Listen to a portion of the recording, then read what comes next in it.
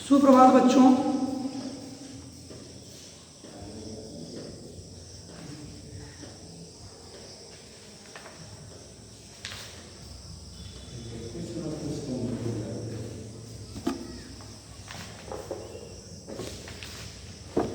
आज आपको पाठ 9 में लेकर के चलते हैं। इससे पहले कि पाठ 9 पढ़ाया जाए, जरा ये अंडमान निकोबार वाला व्याकरण तो इसमें बहुत कम है, थोड़ा सा है, जो मैं बता भी दिया हूँ तो ठीक है।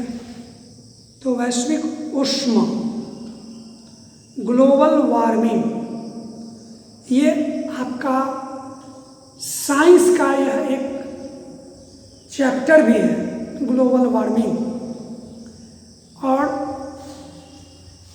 साइंस में आप पढ़े ही होइएगा ग्लोबल वार्मिंग क्या है, एसिड रेन क्या है, ये सब आप पढ़े होइएगा। ये सब साइंस का चीज़ है, लेकिन आपको ये हिंदी में भी दे दिया है तो और आपको ये ग्लोबल वार्मिंग के बारे में पूरी तरह आप आश्वस्त हो जाइएगा।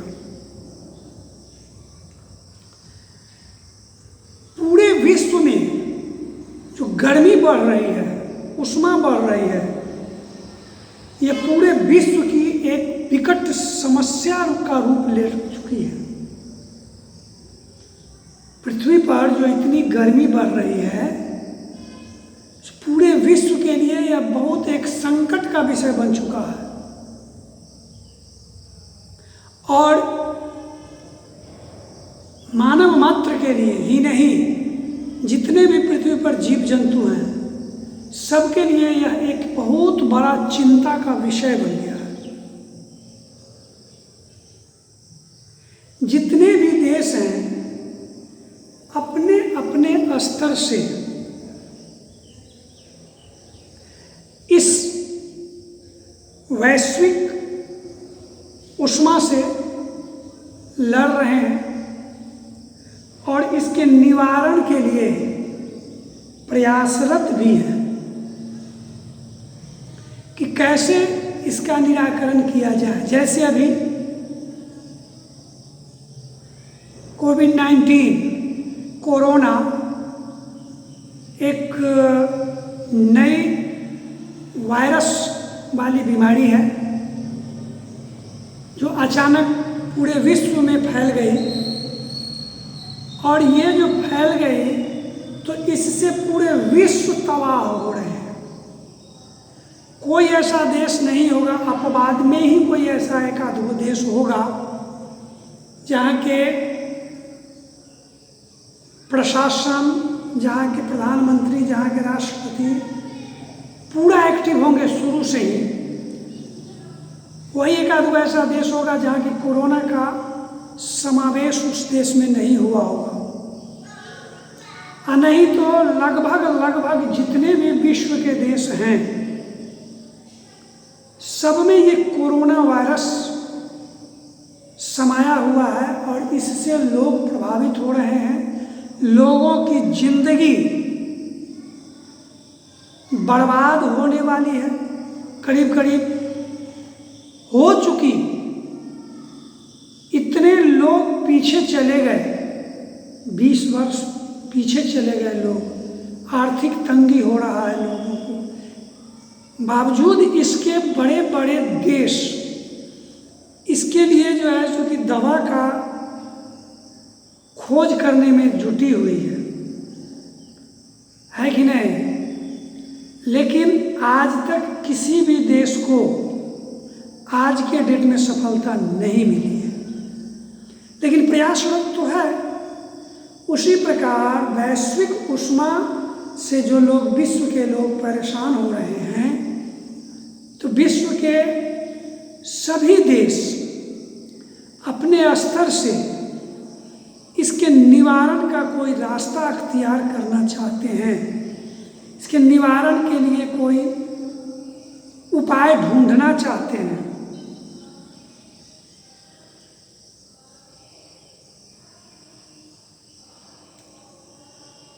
लेकिन जिस प्रकार अभी तक कोरोना की दवा की खोज नहीं हुई है, उसी प्रकार संतोषजनक वैश्विक ऊष्मा पर काबू पाना अभी तक निवारण का कोई संतोषजनक रास्ता नहीं है। तो इसके पीछे कारण ये है कि राष्ट्र पूरे विश्व में जनसंख्या जो है ना इतनी तीव्र गति से बढ़ रही है कि लोगों की अपनी मूलभूत आवश्यकता के लिए जंगलों की कटाई करना पड़ता है, पेड़ पौधे की कटाई करनी पड़ती है और बहुत से ऐसे साधन हैं जैसे फैक्ट्रियों में अगर कम आबादी रहे तो कम सामान ही प्रोडक्ट होगा। चूँकि ज़्यादा आबादी हो गई है, उपभोक्ता बहुत बढ़ गए हैं, इसलिए रात दिन फैक्ट्रियां चलती रहती है, उससे प्रदूषण नहीं होते हैं। यही सब पृथ्वी पर ऊष्मा को बढ़ाने का मूल कारण है। लेकिन आपके किताब में क्या है, जरा इसको भी देख लीजिए। ये ग्लोबल वार्मिंग जो है पर्यावरण से संबंधित एक गंभीर विषय है। आए दिन हम लोग मौसम में आशा के विपरीत परिवर्तन देख रहे हैं। अब ठंडा के समय में गर्मी पड़ती है और बरसात के समय में ठंडा। ये क्या है? प्रकृति बदल गया है और इस प्रकृति को बदलने में हम लोगों का पूरा हाथ है।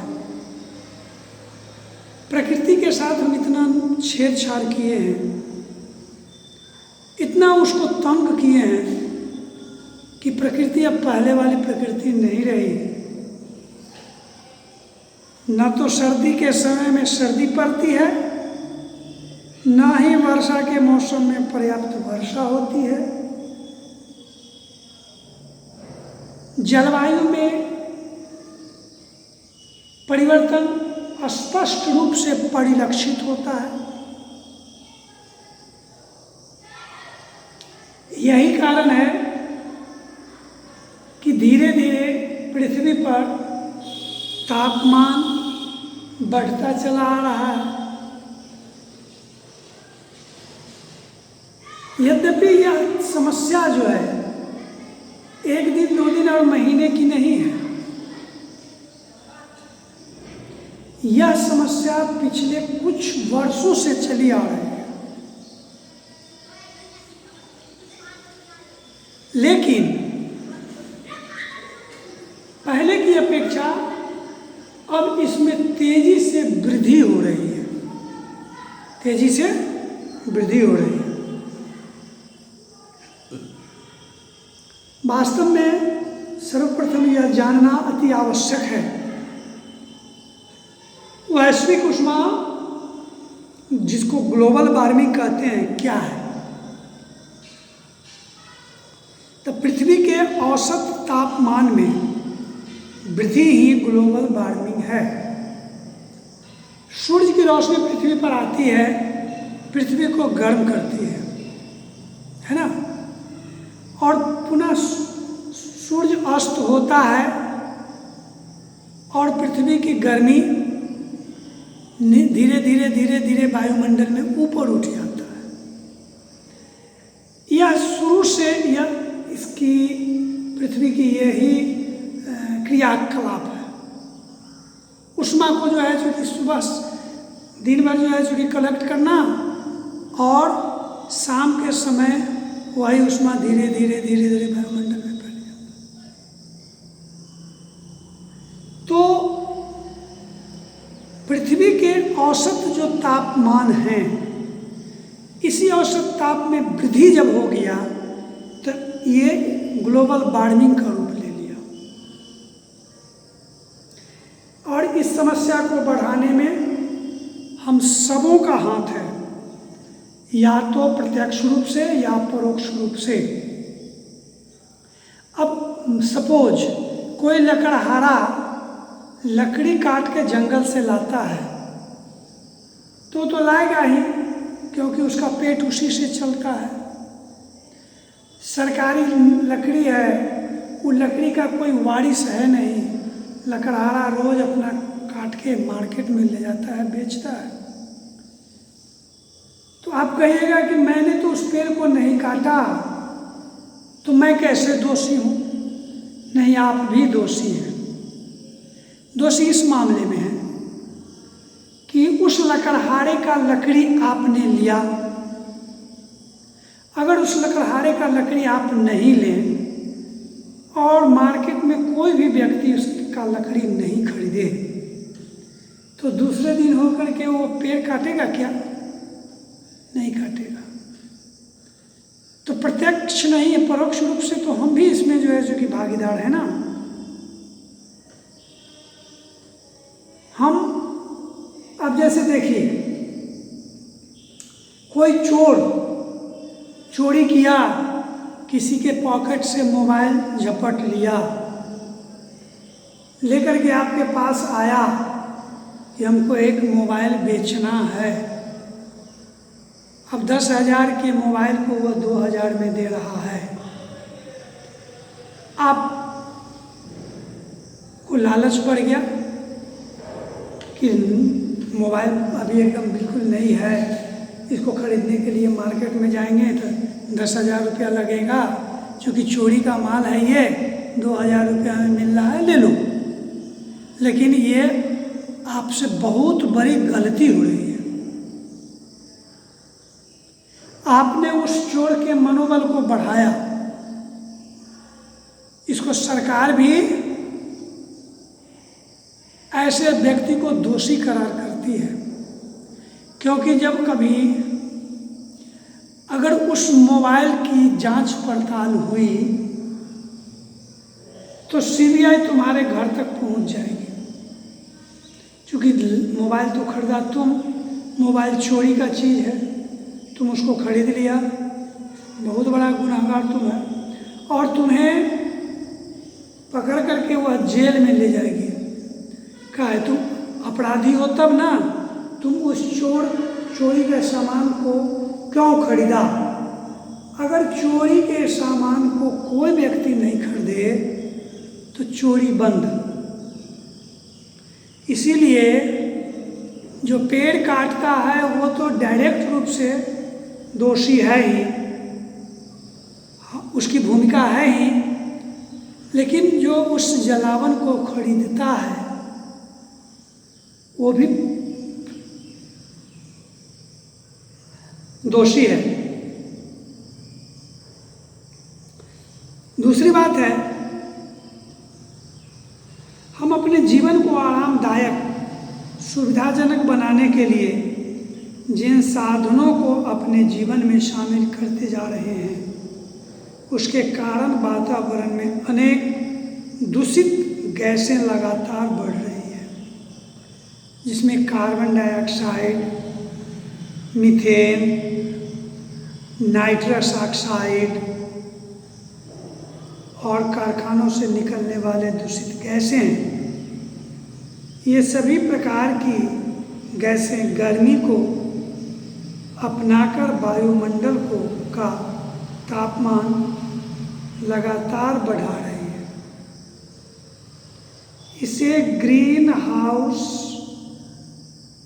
गैस इफेक्ट कहा जाता है।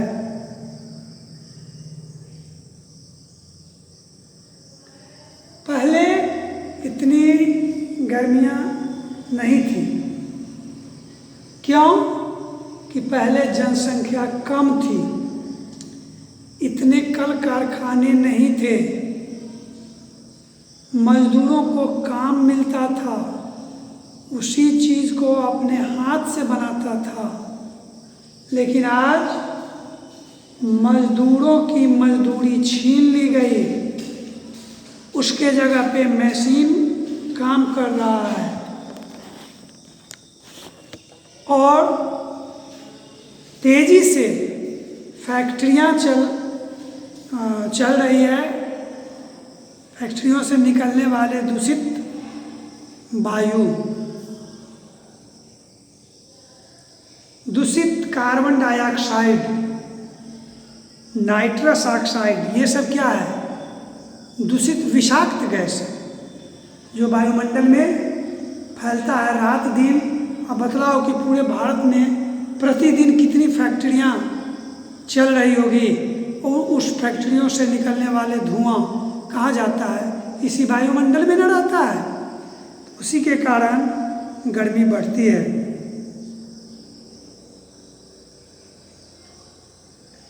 इसे ये सभी प्रकार की गैसें गर्मी को अपनाकर वायुमंडल का तापमान लगातार बढ़ा रही है। इसे ग्रीन हाउस गैस इफेक्ट कहा जाता है। ये ग्रीन हाउस इफेक्ट पृथ्वी के ऊपर एक आवरण या चादर बना देता है जो कि सूर्य की गर्मी को सोखने में सक्षम है और इस प्रकार धरती पर तापमान लगातार बढ़ता ही जाता है। ग्लोबल वार्मिंग अपने चरमोत्कर्ष पर है और हमें सतर्क कर रही है। संसार का कोई भी भाग इससे अछूता नहीं रहा है। अब देखिए, सूर्य से तो रोशनी, सूर्य की प्रकाश, सूर्य की किरणें तो पृथ्वी पर आएंगी ही, वो तो निरंतर रोज है।